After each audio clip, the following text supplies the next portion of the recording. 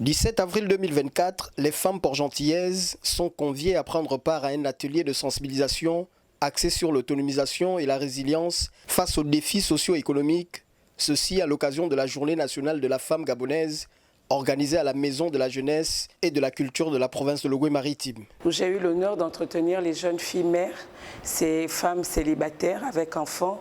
Ce sont des jeunes filles qui sont hésitantes, qui n'ont pas une bonne perception d'elles-mêmes.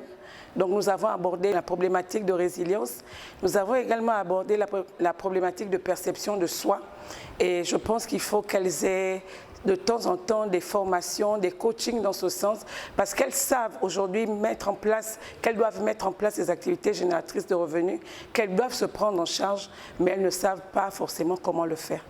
Une circonstance pendant laquelle ces citoyennes de la ville de Sable ont bénéficié également de l'expertise de Sior Matamba, venu entretenir ces dernières sur les objectifs de développement, en abrégé ODD.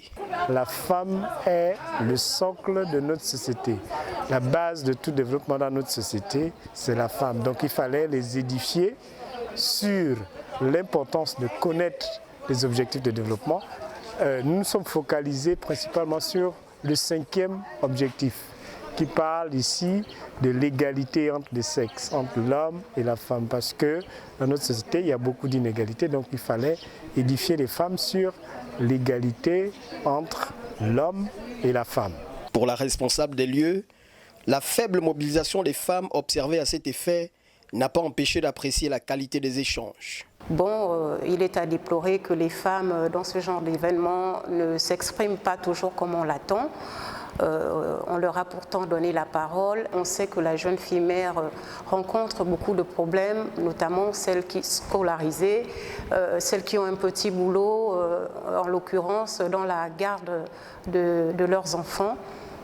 Malheureusement, elles n'ont pas posé tous ces problèmes, ceux que nous avons déplorés. Bon, il y en a qui ont posé des questions sur les AGR, comment gérer les ressources financières en l'occurrence. Les experts ont répondu à ces questions. J'ai été d'autant plus ravie parce que cet événement s'est passé ici à la Maison de la Jeunesse, parce que vous savez que la Maison de la Jeunesse n'est pas très connue du public. Ces rudiments nécessaires, donnés gracieusement par ces panélistes locaux, devraient permettre à ces jeunes femmes gabonaises d'asseoir enfin leur autonomisation et résilience face aux défis socio-économiques du moment.